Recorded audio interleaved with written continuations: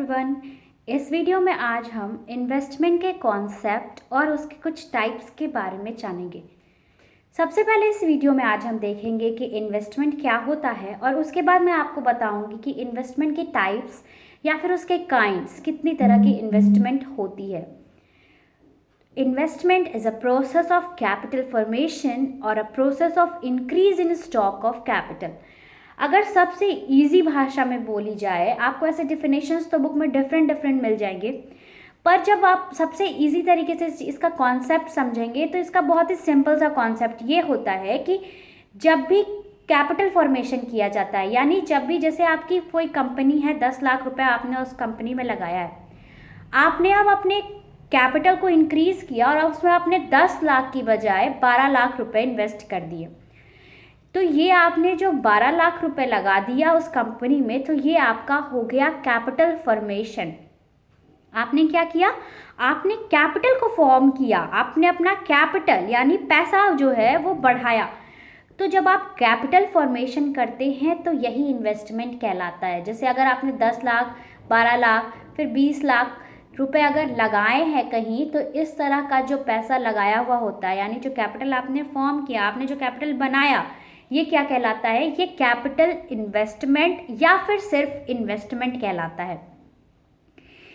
और increase in stock of capital, it means कि जैसे जो भी आपका कैपिटल का स्टॉक है, यानी आपके पास जो भी मनी है, आपके पास उसका जो स्टॉक है, आपकी जो भी सेविंग्स है, उसमें जब कुछ इंक्रीमेंट होता है, यानी जब उसमें कुछ इंक्रीज होता है, तो ये भी कैपिटल फॉर्मेशन कहलाता है और इसे भी इन्वेस्टमेंट कहा जाता है।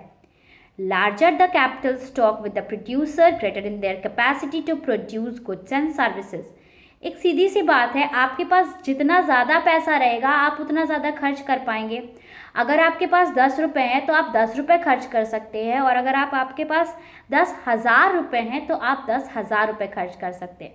तो ये तो बहुत ही ईजी सा बात है कि जितना ज़्यादा किसी भी प्रोड्यूसर के पास कैपिटल होगा, वो उतना ज़्यादा गुड्स एंड सर्विस प्रोड्यूस कर पाएगा।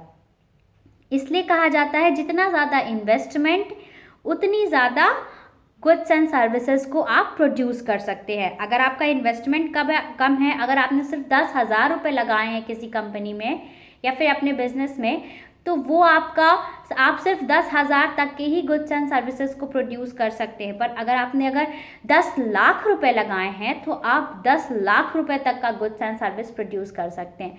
इसलिए कहा जाता है larger the capital stock with the producer, greater in their capacity to produce goods and services. जितना ज़्यादा आप कैपिटल का स्टॉक रखेंगे उतनी ज़्यादा आपकी क्षमता बढ़ेगी, एक प्रोड्यूसर की उतनी ज़्यादा क्षमता बढ़ जाएगी किसी भी गुड्स एंड सर्विस को प्रोड्यूस करने के लिए। अब हम जानते हैं कि टाइप्स ऑफ इन्वेस्टमेंट कितने तरीके के होते हैं। तो बेसिकली 2 तरह का इन्वेस्टमेंट होता है। First one is fixed investment और second one is inventory investment.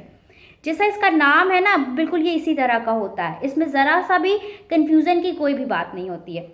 Fixed investment जैसा इसका नाम, यानी कि जो भी इन्वेस्टमेंट, जिस भी तरह का कैपिटल फॉर्मेशन अगर आप कोई फिक्स्ड एसेट पे कर रहे हैं तो ये फिक्स्ड इन्वेस्टमेंट कहलाता है। फॉर एग्जांपल, आपकी कंपनी में पहले 5 मशीन्स थे, आपने अब 5 मशीन्स और ले आई और अब आपकी कंपनी में 10 मशीन्स होगा। तो आपने ये जो 5 मशीन्स पे इन्वेस्टमेंट किया, यानी जो 5 मशीन पे आपने कैपिटल फॉर्म किया, ये आपका कहलाएगा फिक्स्ड इन्वेस्टमेंट। यानी मशीन्स क्या है? मशीन फिक्स्ड एसेट है। तो जब आप फिक्स्ड एसेट पे इन्वेस्टमेंट करते हैं ना, तो ये फिक्स्ड इन्वेस्टमेंट कहलाता है। उसी तरह से यदि आप लैंड पे इन्वेस्टमेंट करते हैं, पहले आपका जो भी फैक्ट्री है वो 1 हेक्टेयर ऑफ लैंड में था, पर अब आपने क्या किया? इन्वेस्ट किया और 2 हेक्टेयर लैंड खरीद ली। तो अब आपकी फैक्ट्री कहाँ हो गई? 2 हेक्टेयर के लैंड में हो गई। यानी आपका एसेट जो है, लैंड क्या है? आपका एसेट है, फिक्स्ड एसेट है, लॉन्ग टर्म एसेट है। तो इस एसेट को आपने क्या किया? बढ़ाया, फॉर्म किया। पहले 1 हेक्टेयर था, अब 2 हेक्टेयर हो गया।